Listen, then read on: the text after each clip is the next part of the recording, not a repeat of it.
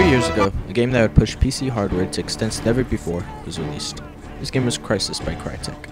Many observed the spec requirements and looked at their PC in shame.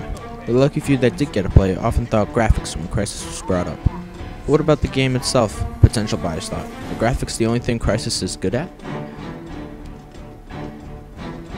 The graphics are absolutely gorgeous. I've only seen screenshots and other people describing the lush jungles of Crysis, but you really have to see it to believe it. Playing everything on very high was mind-blowing.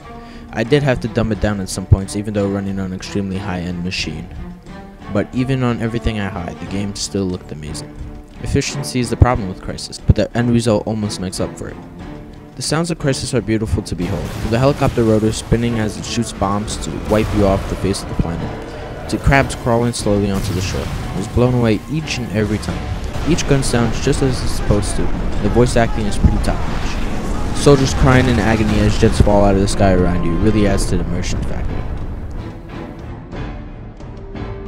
You play as Nomad, a super soldier in the US Marines of the future. Your mission is to explore and retrieve a group of scientists off a North Korean island. Along the way, you discover that you have a much greater enemy than the Koreans. You have many skills and advantages due to your nanosuit, which basically transforms you into a kick-ass fighter. You have your basic mode, Armor mode, which allows your energy meter to take some of the damage that your health meter would take otherwise.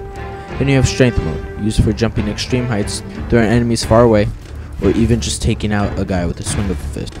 You also have Speed mode, which allows you to run quickly and get away from enemies as fast as possible, and Invisible mode, which allows you to become unseen to your enemies.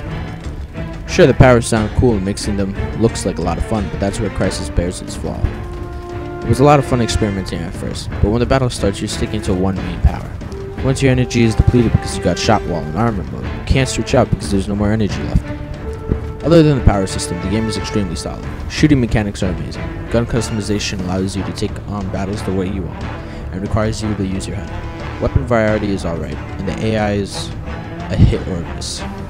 On lower difficulties, some of the enemies would stand still while I massacred the entire battalion. But on the extremely hard difficulty, the enemies kicked it up a notch. The greatest example of the AI intelligence I encountered was a North Korean using the laser sight from his gun to see my invisibility, but then calling his friends over before opening fire. Absolutely amazing.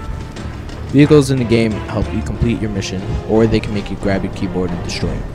Jeeps allow quick movement throughout the island, while tanks offer you a huge amount of firepower. Enemy vehicles were too hard or flawed. Boats armed with machine guns had sniper-like accuracy. Helicopters would never stop chasing you, even if you're invisible. In the beginning of the game, I was chased by a helicopter for almost 3 minutes before finding a rocket launcher to blow it up. Enemy tanks can make short work of you, and machine guns on vehicles seem to spot you as if they have eagle eyes. The multiplayer is fun, but it's a shame that there aren't a lot of players online. It's hard to keep a single server busy with people. I can say that while it is enjoyable, it can never compare to the likes Modern Warfare or Counter-Strike, but it succeeds in its own way. The story was well done with the exception of the ending, a boring cliffhanger and a pretty meh boss battle. I say meh because the battle was spectacular, but once you look past the presentation, you see that all you had to do was press the trigger button a couple of times. Controls are solid and customizable, so little to complain about in this field. However, vehicle controls were a little messy. I would have to press the accelerate button a couple of times to get the car moving. Or when flying in American transport ships, it was a little difficult to get where I needed quickly. The game supports 2 expansion packs, one in the multiplayer and one in the single player. But in the standalone game itself, there's not much to go back to once you finish the game. Sure, you could try it on a harder difficulty, but there's no rewards.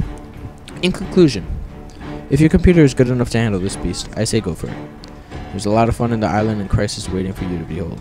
The action pieces were great and left me wanting for more. Hopefully Crysis 2 impresses me as much as the first one did. Check out Meodia.com for the written review and score.